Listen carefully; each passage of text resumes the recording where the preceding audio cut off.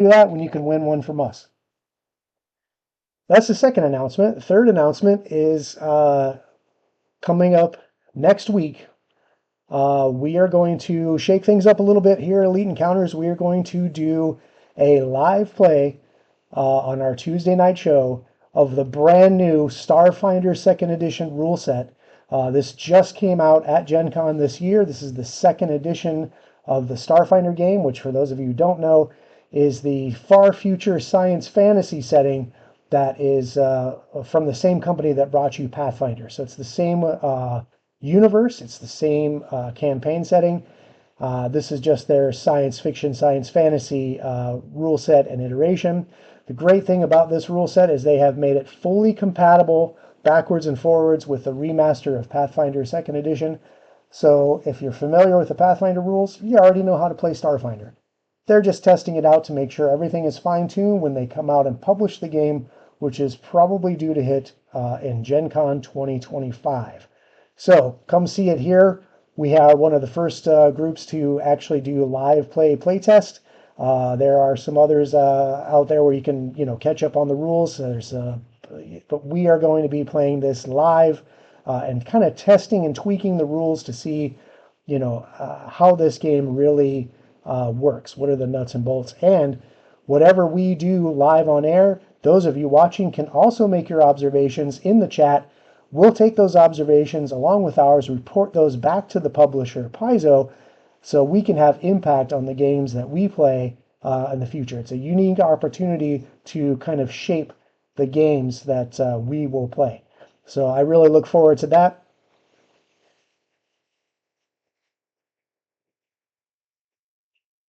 The stream is missing. What's going on?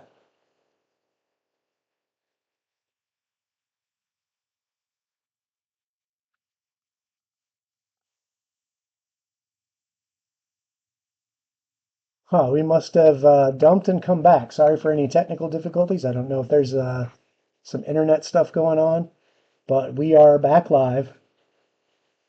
So just to reiterate those few announcements. Number one, we are at PopCon Louisville the last weekend of August.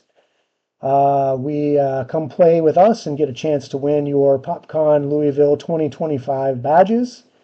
We are giving away 2 Crystal Cast Gen Con exclusive 2024 dice sets if we reach 200 followers by the end of August. That's those wonderful jade green dice sets. I'll show them again just in case the stream dumped out while we were showing the dice. Those are really nice dice sets. And thirdly, we'll be doing a live play of the Starfinder 2nd Edition rules, the playtest rules, starting next week, the 20th of August. Come check us out at our normal time, 6 p.m. Eastern, right here on this same channel. While you're at it, be sure to like, follow, subscribe. If you can't catch us live, be sure to catch us on the videos on demand that drop on YouTube every Friday, and make sure to like and follow us there. And if you can't sit down and watch a video, great. Just listen to us on your favorite podcast platform, because our Soul Severed campaign is available now as a podcast. Just search it up on your favorite platform as Soul Severed will come up, and you can catch up on the episodes that way and listen to us in the peace of your car. If you're out mowing the lawn, if you're sitting around painting miniatures and you just want something to listen to, give us a check out. Anyway, that was a lot of stuff up at the top of the episode. So we got that all out. Be happy to see everybody there at PopCon at the end of August, and hope to see you hit that follow button so we can get to that 200 followers by the end of August.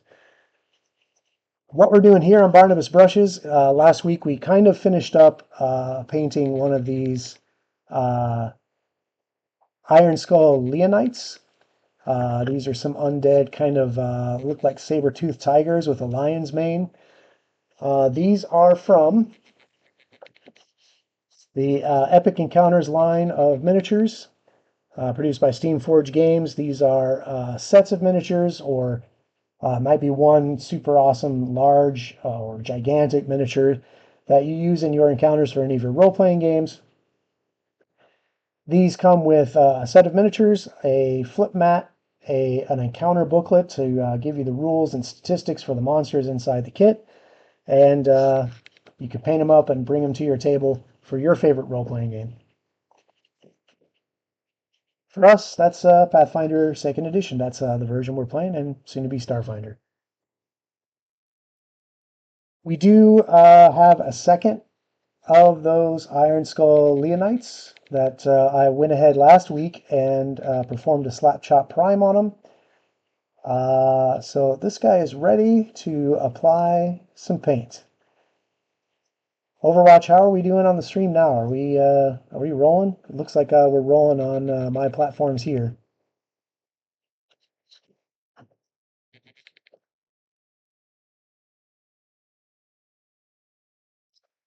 So the first color that we laid down on this particular miniature on the first one we did was the skeleton, right? We want to get all the bones, the skull of the creature, and also the human skulls and other skeletal debris that is on the base. Great.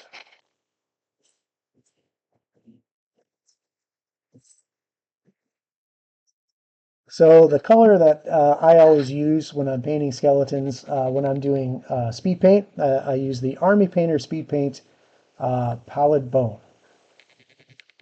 The nice gives us this nice kind of skeletal, uh, old rotten skeleton look. So that's the color I'm going to use on the other guy as well.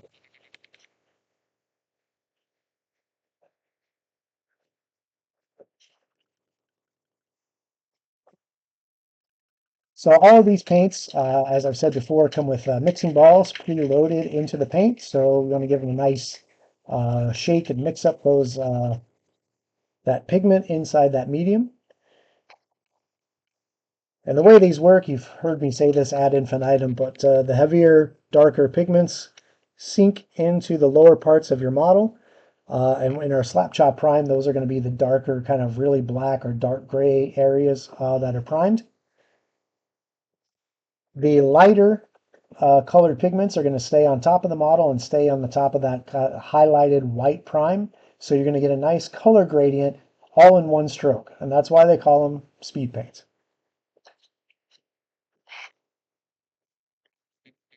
So my favorite part of the skeleton to start off with is always the skull.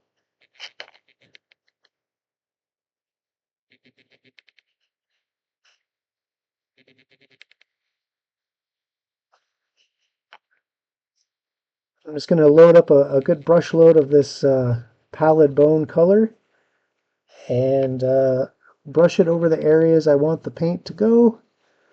And it'll flow naturally into those cracks and crevices of the 3D sculpted model.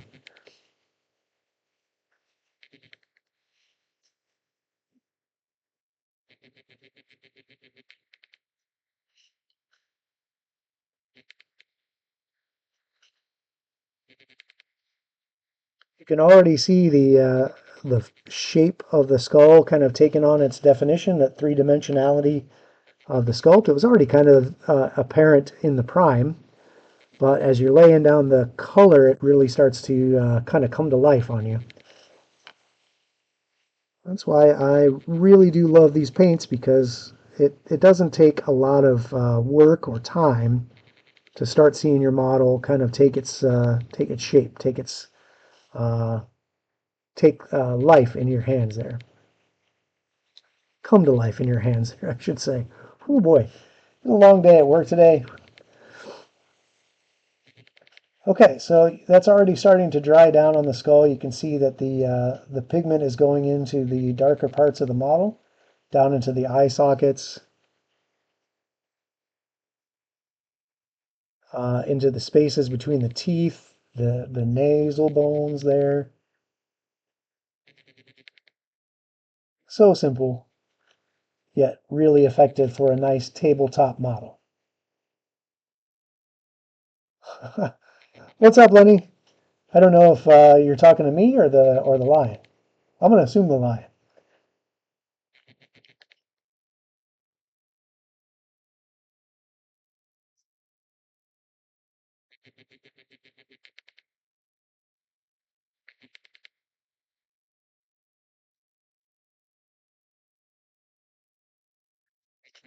This guy has 3 human skulls on his left shoulder here. Super cool sculpt detail. Like whoever brought this monster to life strapped a bunch of human bones to it to act as armor almost. Really cool monster idea. Very unsettling to players, I'm sure, if they saw something like this bearing down on them in a dungeon.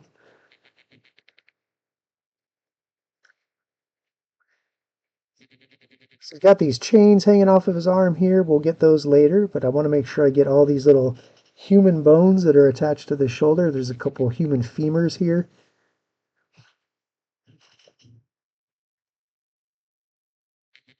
And now we'll go ahead and do his claws.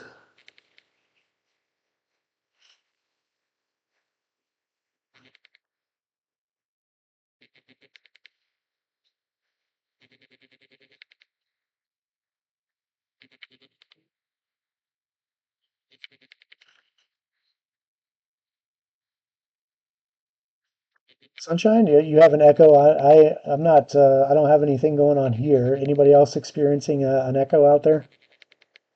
Let me know, chat, and we'll see about what we can do to fix that.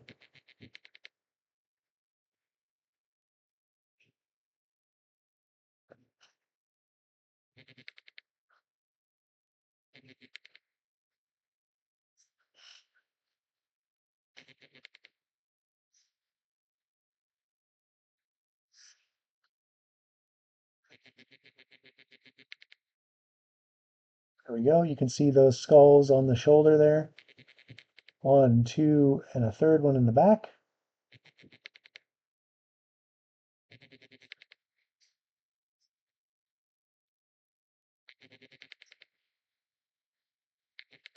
Good, I appreciate that.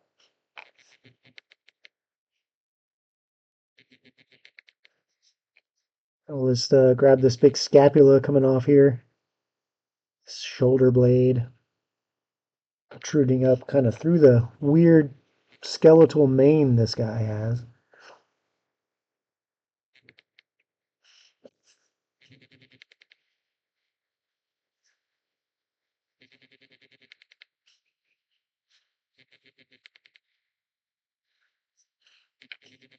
Right, be sure to get his rib cage here underneath. And start working down his spine here. Now, he does have another chain around his vertebrae here. So we'll want to make sure to leave that unpainted because we're going to paint that chain uh, with some metallics. The thing about speed paints is they are translucent. That's what allows your underpriming to come through on the model. So you want to make sure after you've done your priming to paint with your color only where you want that color to go, because it can have the potential to show through your other colors, especially if you put down a dark color first and then try to paint a lighter color over it, you're going to see right through it. If you paint with a lighter color first and then paint your darks over it, sometimes you can get away with painting outside the lines, as they say. Kind of harkening back to when we were kids and we colored in coloring books. Or if you're an adult and you color in coloring books. I know that was a big craze, especially during the pandemic. I know my wife and I have several coloring books of our own around the house.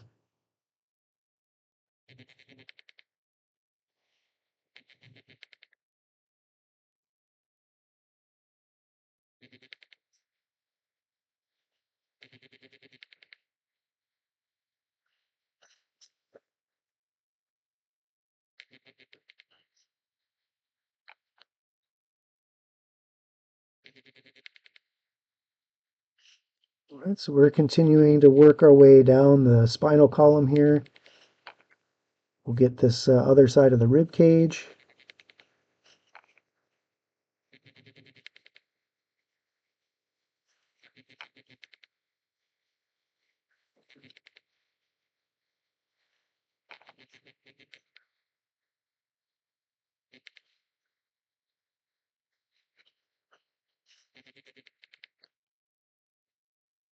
This other shoulder blade coming out here.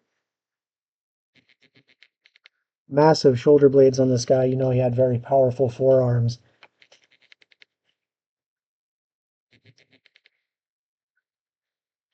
which makes sense for a pouncing feline to have very strong arms.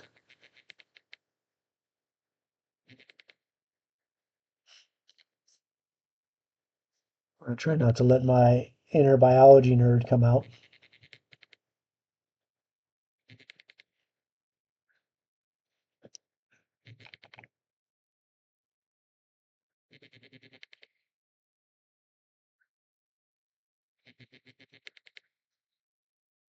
Definitely some more skulls here on the right shoulder.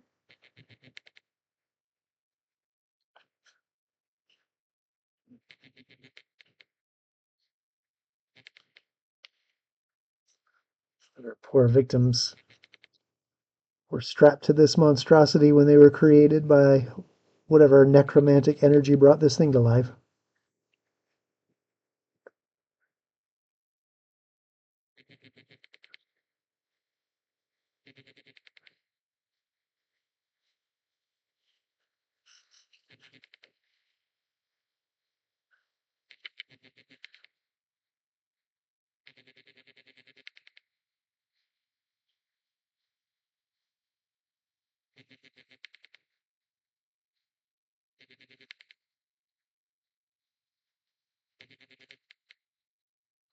Still see that color is drying down in places. You can still see that glistening moisture of the medium.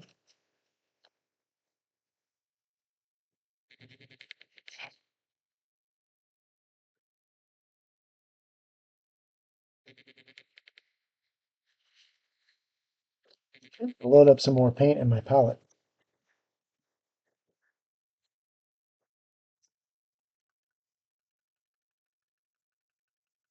Always give that bottle a good mix.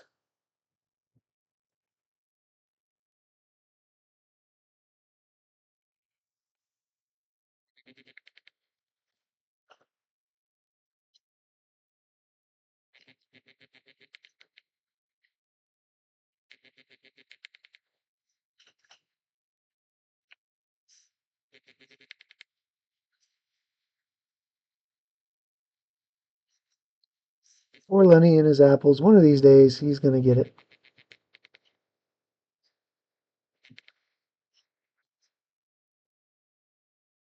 If we manage to survive what we're currently going through in our Soul Severed campaign, I don't know. We're not in a good spot. I don't know if we're going to make it out of this one alive. You'll have to kind of watch when we return to Soul Severed after our little jaunt into Starfinder.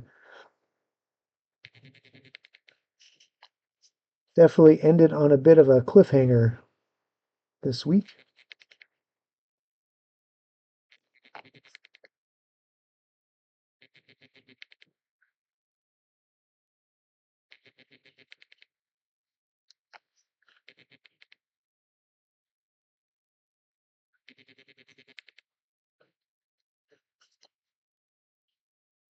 This guy is such a cool sculpt, but there is a lot of bone on this guy.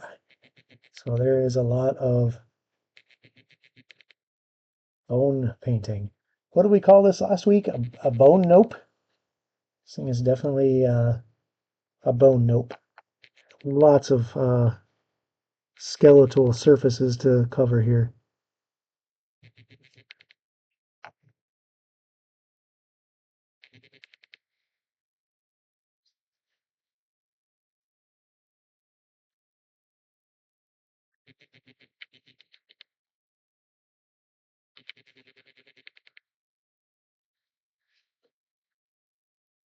Every now and then you might see me leaning into my magnifying lamp. I've got a ring lamp with magnifying uh, lens through the middle of it. Lets me really kind of zoom in on the model I'm working on. Make sure I get these details that I might catch or might not catch with the naked eye.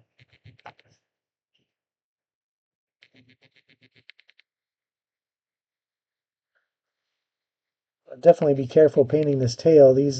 Any of these parts that stick out like this unsupported on these models can be easily broken off, so you definitely want to be careful with those. So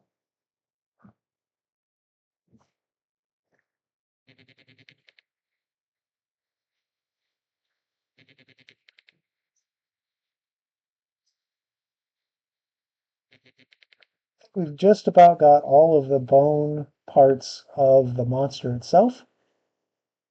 There is still a lot of skeletal material down on the base, though, on the floor. This thing is in some kind of arena, according to the kit it comes in.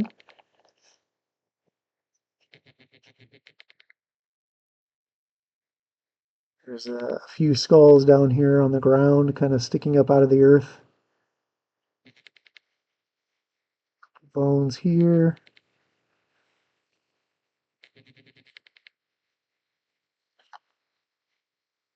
Definitely some humanoid long bones, like some femurs and maybe some humeri, some arm bones, right?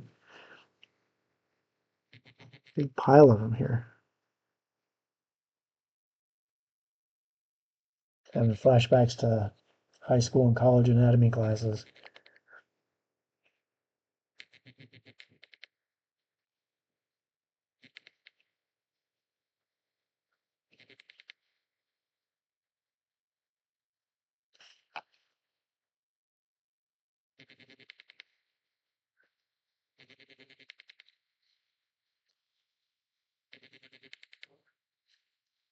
Pile of bones right underneath them, too.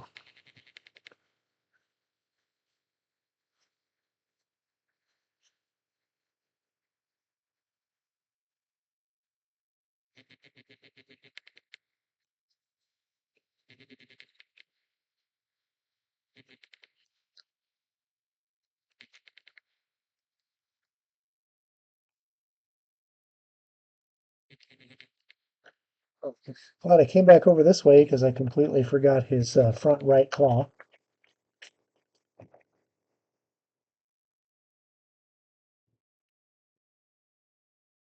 Well, that's a great question, Lenny. How about this? On the first one, we did sort of a green glow to the eyes, which I'm not sure works super well against this bony color. So, how's about for some channel points, instead of name the thing, you can name the color. Pick the color for the eyes on the second guy for channel points. Just hit up that name the thing.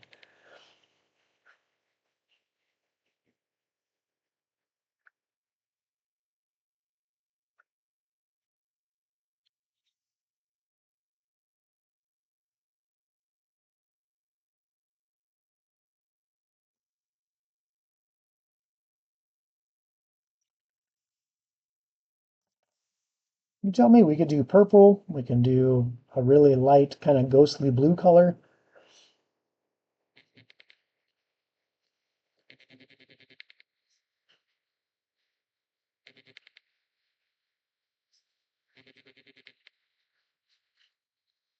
Uh-oh.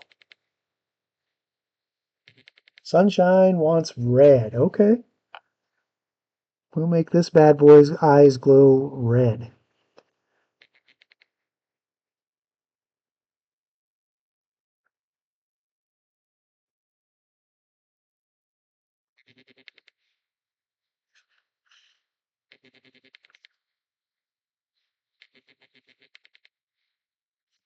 Really define those front claws a little bit here.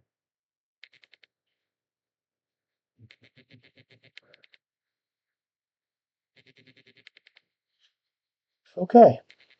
I think now that I've done that right paw, we definitely have all the bone material on this guy done. So the next thing I'll do, I think, will be his mane.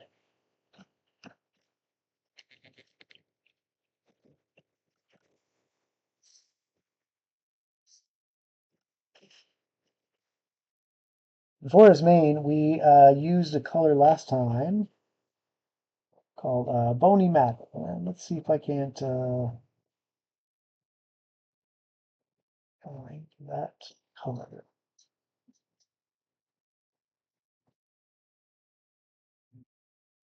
Yeah, here we go. It's another speed paint. This is in the 2.0 formulation. That's why I was reaching over the other side of my paint sets. This is a slightly different formulation from the original. They kind of fixed the medium so that it once it dries, it no longer reactivates when any kind of wet brush or wet paint is applied to it, allowing you to put layers over your speed paint. So if you want to go an extra level of highlights, you can, or if you want to paint out some details over the surface of this paint, you can, without the fear of reactivating and having that paint bleed and kind of return to a wet state.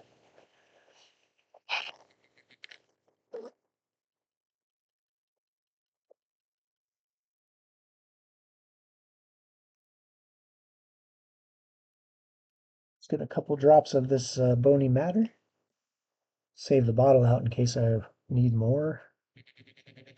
And let's really lay it down thick on his mane so we can really get the contrast between the bone and the mane. Maybe not contrast, that's not the best word. Delineate or differentiate between where the skull is and where the mane is. Because they're very similar colors. Just the mane, we're going to have kind of have more of a brown hue to it.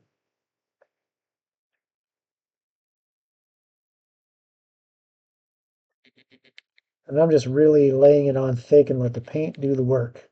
It'll flow right down into those spaces between those bones, whatever is making up this mane on this creature.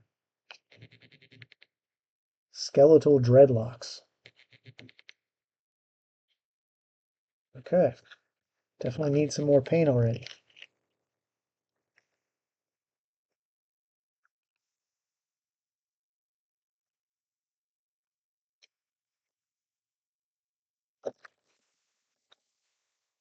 Do need to be careful with the speed paints as you're dispensing paint because those mixing beads could fall down into the tip and clog the tip. And if you apply too much pressure, you could blow your lid right off the paint and blast your paint bottle down into your palette or all over your desk.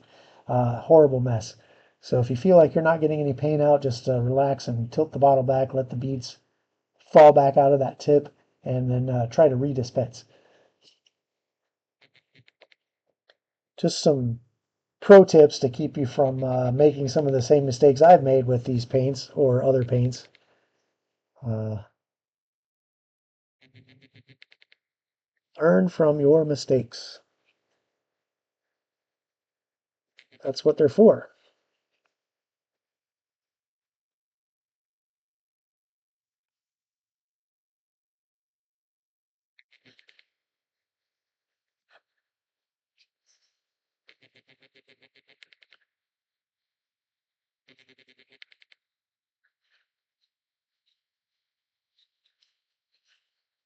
Make sure I get the underside of the mane here.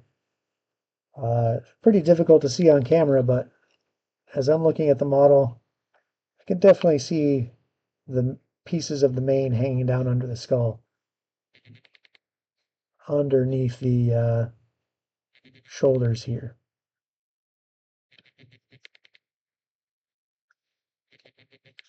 Okay.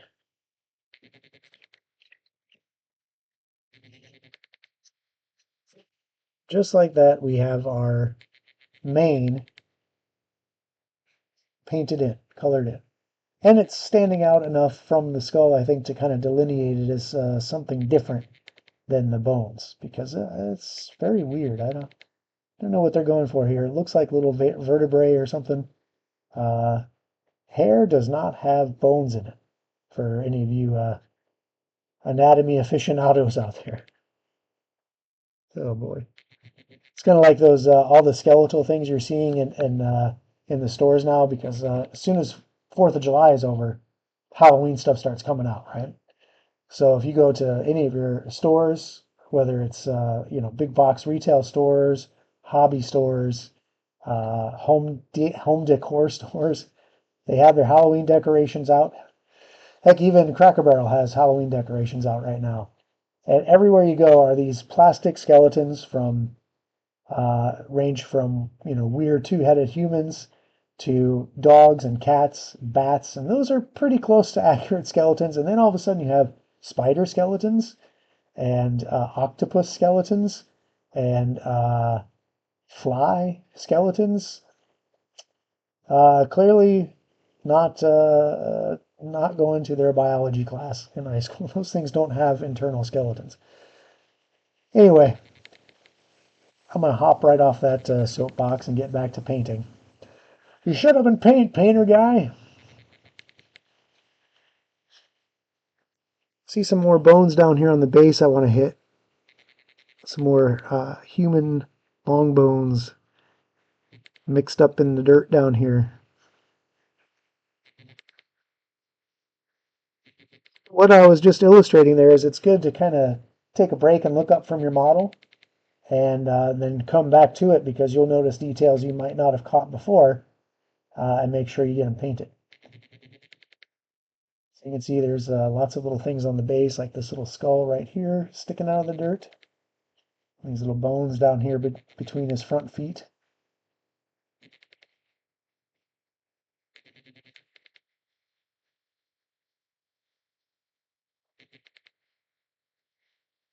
Okay, I think the next thing we're going to do is all of these manacles and chains hanging off of him. He's got one on his back. He's got one, some on each foreleg. Looks like around his elbows and also around his wrists. He has these kind of iron manacles. So I'm going to mix up some of my little recipe I have for dark kind of iron metal. Scoot you out of the way here. And for that, the first thing I'm going to do is grab one of my favorite metallics out of the Army Painter line, and that's the Enchanted Steel. So it is a silvery metallic, but it has a blue kind of tint to it. There's some blue pigmentation. It also has a really fine metallic flake, uh, actual metallic flake instead of like mica, like some of your metallic paints use.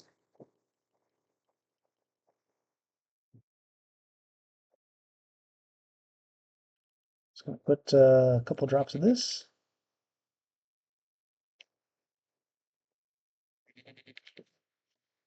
And to this, we're going to add a dark wash that will actually even darken the overall paint, but those shadows in the model will definitely darken out. And to do that, we'll add some Army Painter dark tone wash. This you can use on any model that you've done layer painting on, or yeah, it's a really cool tool. And Army Painter has some of the best washes, I think, out there. Um, Privateer Press has the P3. Their armor wash is really good. But the thing that Army Painter does, they have a variety of washes. There's a black, there's a very dark brown, there's a couple flesh tones, and then they have some greens and even blues to kind of glaze or add tone to your painted model. So something like a camouflaged military unit, you can add some of that military wash over it, and it'll really kind of give it that worn in, used military look. It's a really cool effect.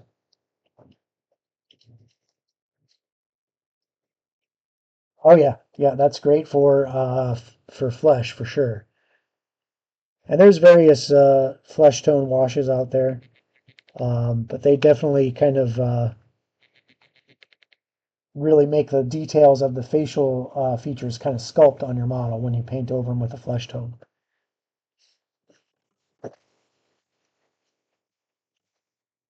Okay, and then the final little bit to this recipe is just one little drop of speed paint medium. This is just just a bottle of the medium that speed paints are made out of itself. It acts as a thinner, just to kind of spread this metallic flake pigment around. And I'm going to take my gnarly wrecked brush and mix this up.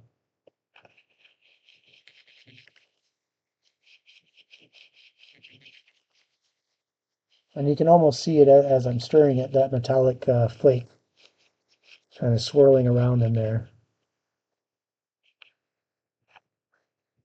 It's almost like those weird putties that you can get, like museum gift shops or whatever, like Martian putty or whatever, and it has that metallic swirl mixed into it. It's almost hypnotizing to play with that stuff.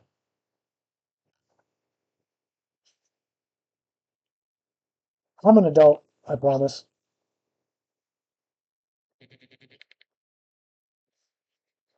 Okay, now we're just going to apply this everywhere he has these metal bits. And I'm going to use the brush to kind of push it around into the spaces I want to go. In between these links of the chains here. This big metal ring right here on his shoulder.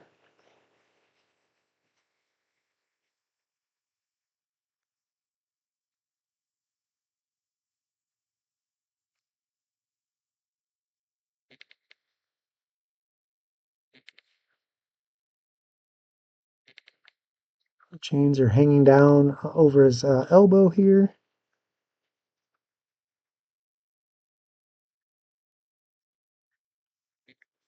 And as this paint works its way into the model, those really deep crevices, and on the manacles you have like these like little dents and dings in them. That dark wash is going in there with the darker pigment of the speed paint, really making those dark while those highlights stay really shiny and metallic looking.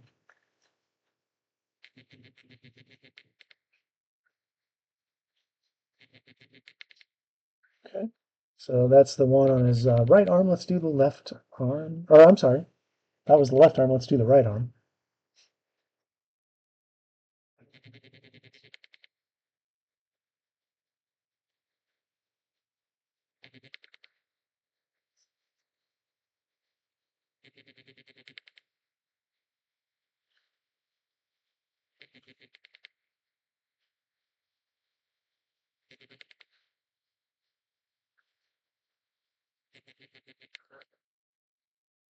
Really do have to again state my appreciation for speed paints, because the amount of unpainted miniatures that I have in my collection is a little bit ridiculous. But these paints allow me to really crank out and be productive with those models and still produce nice looking figures. Even though I'm doing them fast, they still come out looking pretty good, in my opinion, for a tabletop RPG. Um, I've even seen models that were largely painted with speed paints or other contrast paints submitted for contests at Gen Con this year and did pretty well. So not only can you create nice tabletop quality models, but with a few added techniques and tricks up your sleeve, you can use them as a tool to produce really good, high quality paint jobs that are competition worthy. And I was impressed to see people submitting models that clearly used speed paints and layering of other normal acrylic technique to produce really amazing models.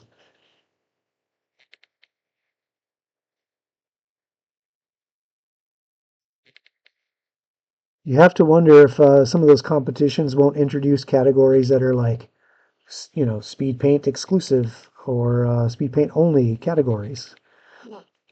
But at any rate, the speed paints have definitely given me more time to not only produce more miniatures and finish more miniatures, get them on a table or get them on my collection or on my shelf, but it frees me up for other hobbies. Like obviously, we enjoy playing role-playing games here on Elite Encounters, but I also like playing video games.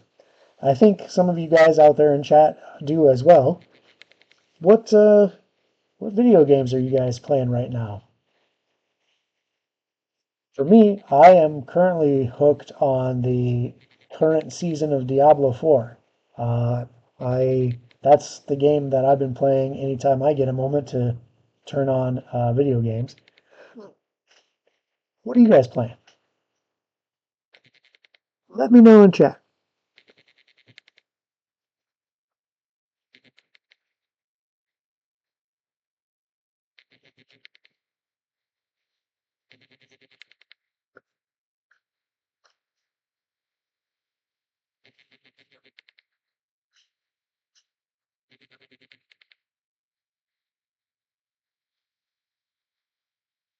Okay, okay.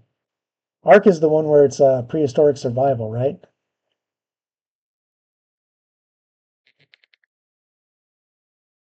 Oh yeah.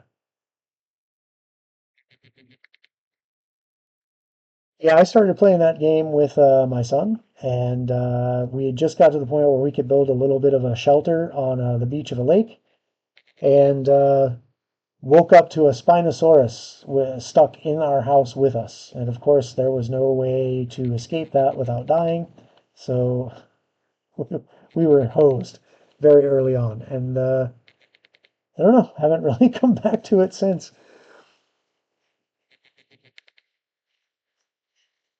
I should give it another try because I do love paleontology and I do love paleontological games. Oh, sure, it was just playing when it ate us alive in our home. There was no escape.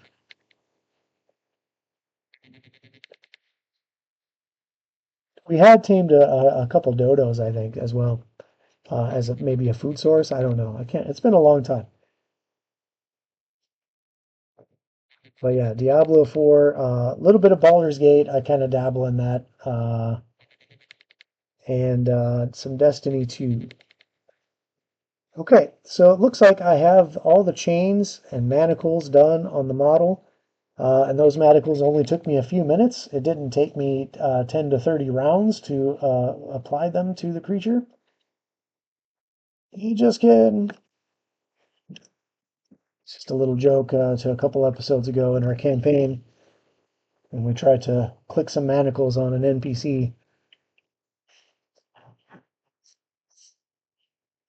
Well, I understand the design. I understand the rules as they're written. Makes sense if you think about it. I may have been a little contentious at the time.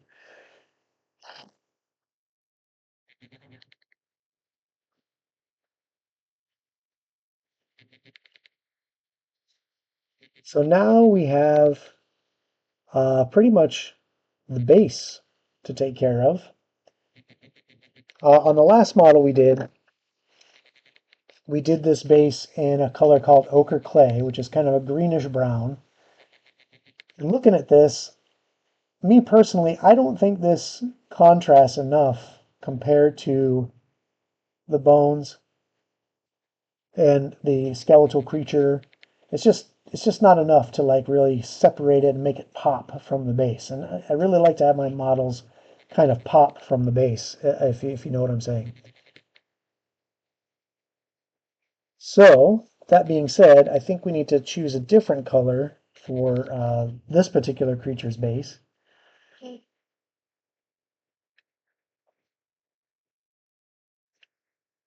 just to kind of set it apart. And, when you put it on the table, if you have a couple of the same model, it's good to have something that distinguishes one from the other, especially if you're tracking statistics like hit points, like whose turn it is. So just a little GM trick of mine to like paint each of the models just slightly different if I have multiples that are the exact same sculpt. So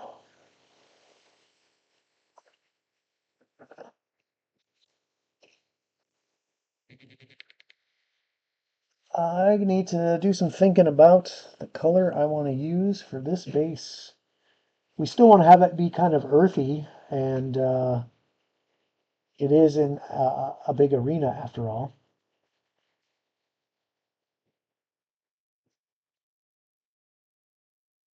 I'm going to do a little experiment. One of my favorite colors to use for a base that's kind of a rocky color that has just a little bit of a green tint to it um, is called mummified grime. And you may have seen me use this before for some other things. But I'm going to use this for this guy's base, and that'll probably give us that added contrast with the bones to really have them pop out like we want to see on our model.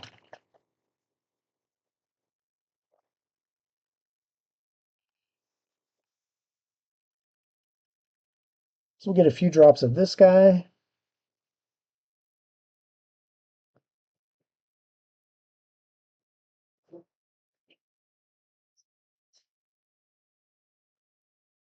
And I'm going to be careful not to paint over the bones I've already painted. Man, I'm really glitching out on the background there. I don't know, think of something else for a green screen effect maybe.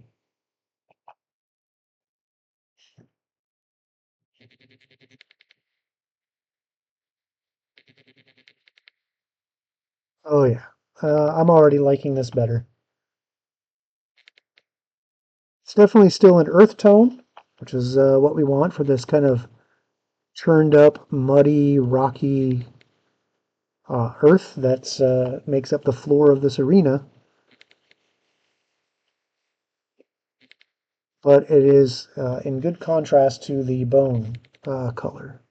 So that's still popping out of here. Much better than it was with the other color. So like I said earlier, learn from your mistakes. Was it a mistake to paint it that color? Maybe. Is it consistent with the other models? Yeah, but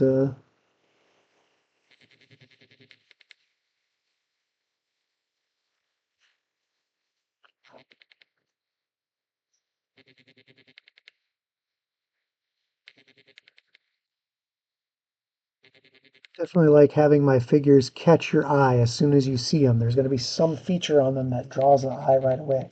For me, it's this massive skull of this monster with these huge saber-toothed tiger teeth.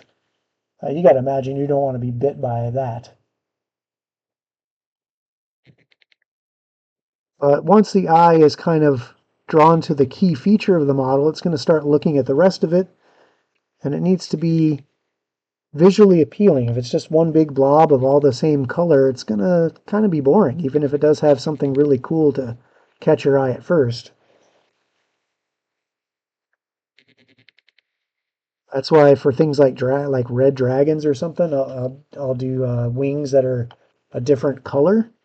A lot of times I'll have like either orange wings or flesh colored wings, or even black or purple wings, depending on the mood I'm in, just to kind of add a little bit of variation and flavor to that dragon instead of just one big giant red dude. You know, yeah, it's a dragon, but if it's all red, it's just kind of it's not that exciting.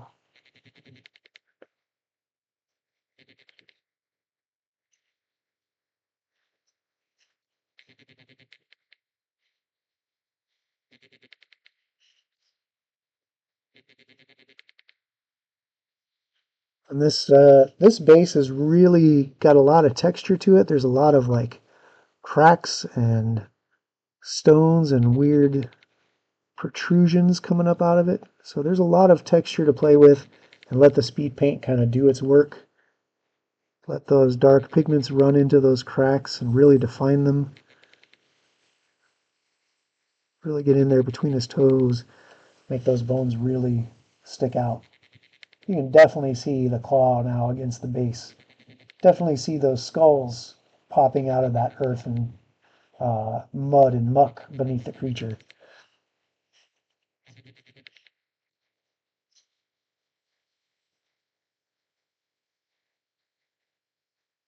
And now if we get a little bit of this darker color over some of the bones we already painted, that's fine. That's these things have been churned up in the dirt, so they're going to be a little dirty and have some of this darker brown color on them probably. So it's okay to color outside the lines in this case, I think. Some in there to add some contrast to that pile of bones underneath them.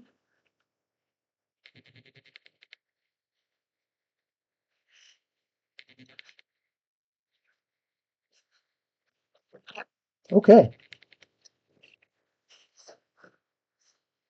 and just like that, in this episode, we have taken a slap chop model, and with speed paints, we've completely painted up this second Iron Skull Leonite model. I think he's donezo, except for the eyes. And Sunshine has opted to have us do red eyes. So next week, when we come back for Barnabas brushes, we'll go ahead and do these eyes in a glowing red effect and call this guy done. So that brings me to the next question here. For next week's Barnabas brushes, we need to figure out what model we want to paint next. So let me grab the kit real quick. Or actually, maybe I'll just show you with the book. So we've already done the Leonite, 2 of those. We've already done the Iron Skull Duelist, 4 of those. So we have a choice now. We have some Iron Skull Knights. These guys here with a mace over their head, and they have this weird iron mask over their skull. We've got some Iron Skull Archers. We've got 2 of these really badass kind of Centaurian Death Riders, right? So it's some kind of horse body, male. Yeah, hi, Frank. Yeah. And then we have these big, bad Iron Skull Andabatas, which are giant skeletons that have a mace completely made out of bone and a whole human corpse as part of their armor here on the side. So, yeah, I don't know what an Andabata is. I think that's a monster in another RPG rule set. Oh, and don't forget the Iron Skull Executioner, who has this big headsman's axe here. There are 2 of those. So I tell you what, you drop some channel points in there, and you pick the model we do next. Yeah, they all look cool. I'm excited to paint all of them. So whatever we choose, we'll prime and slap chop up next week and start laying some colors down. You tell me.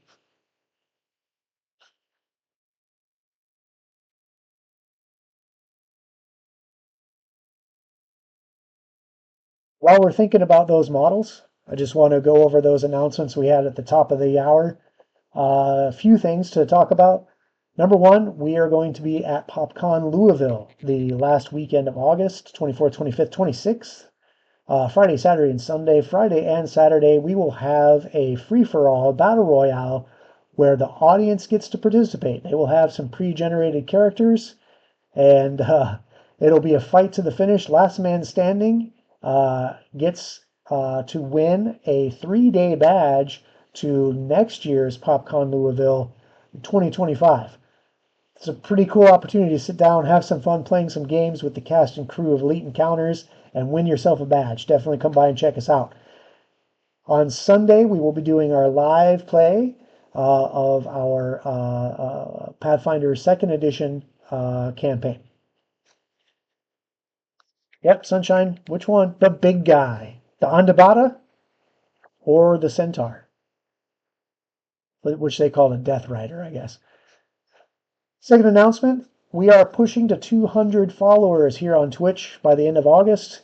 If we reach that goal at the end of August, we will be giving away not 1, but 2 sets of these Crystal Cast Gen Con exclusive dice sets.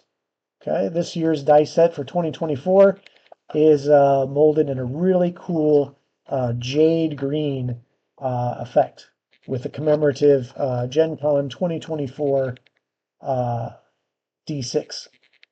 Exclusive at Gen Con. We picked up a few of these for you. So give us a follow. If you're already following us, give us a subscribe. Become one of the elite and help support our channel and help us continue to bring high quality role-playing game entertainment to you, whether it is in the form of our Pathfinder role-playing games, our live play campaigns, our painting miniatures every Wednesday, and every Thursday we also have Overwatch, creating this beautiful map of our homebrew world Iota Dree. live with audience participation. You get to participate and name some of the parts and pieces and places in our world. Be sure to check that out tomorrow at 8 p.m. Eastern Time. And finally, next week at our normal Tuesday, 6 p.m. Eastern Time to 9 p.m. Eastern Time, we're going to dabble in Starfinder 2nd Edition. We're going to check out that brand new Starfinder 2nd Edition playtest released at Gen Con this year. Try out the game, try out the rule sets, which is completely cross-compatible with Pathfinder 2nd Edition.